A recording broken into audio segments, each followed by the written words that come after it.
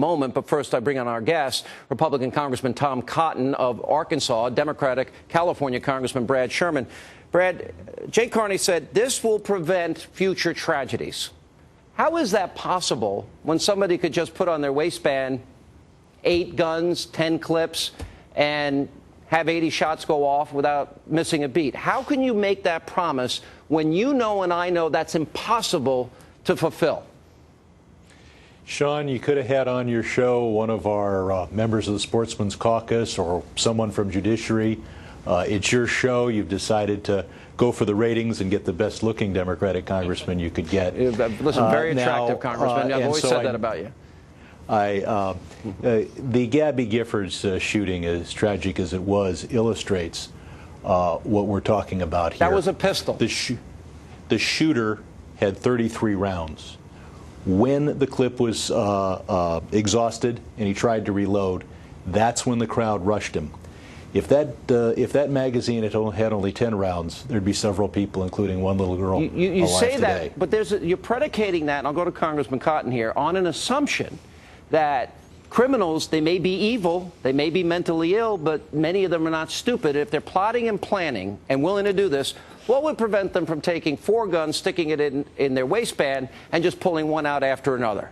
I mean, this will not prevent, there's no guarantee. As a matter of fact, it's unlikely that this will prevent any future tragedy. Right, Congressman Cotton?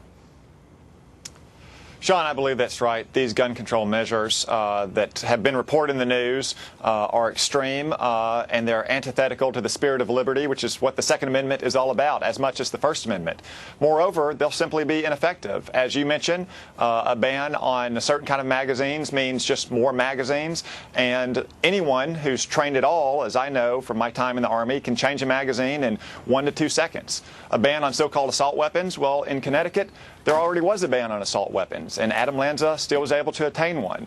The city of Chicago, for instance, has some of the most restrictive gun laws in the country. They also have some of the highest murder rates in the country. So while this kind of legislation might make some in the media or liberals feel good, it won't address the kind of horrific shootings we saw in Newtown. Right. To address those, we need to reform our mental health system, ensure families have access to health privacy laws that can let them care for the adult mentally ill children they have, and also ensure that there's no federal law that creates gun-free zones. We don't have those, frankly, in the U.S. Capitol or at the White House, with the brave men and women of the Secret Service and the Capitol Police guard us and guard the president. Our children don't deserve any less. We guard our money that way. Good point. Congressman Sherman, I'm sure if I ask you if you believe in the Constitution, you'd say yes. I want to look at this president. Many in your party are urging him to bypass Article 1, Section 7, raise the debt ceiling, and go use the 14th Amendment. That would be unconstitutional. I just gave a whole litany of examples on immigration, on a bunch of other issues where this president has, in fact, circumvented Congress. Why executive order? Does he not believe in co-equal branches of government? Does he not believe that Congress has a right to weigh in on these issues? I would think usurping your power would be something you, as a liberal, would be against. Sean, every president has issued hundreds of executive orders. Not if like the president this issues, president. Not like this true. president in this Not magnitude. True. Never. Not true. You're already dreaming of what the executive order proposal would be tomorrow. The fact is, every president has issued controversial executive orders. Why not go through Congress and the legislative process where they pass laws and he signs them? Because the NRA has said they want more effective enforcement of existing laws.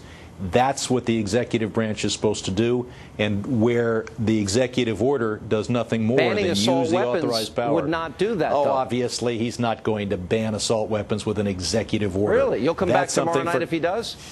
I will come back tomorrow if there's an executive order that bans all the assault weapons in the manner that the Dianne Feinstein bill would. Right. That's absolutely the situation here is that we need.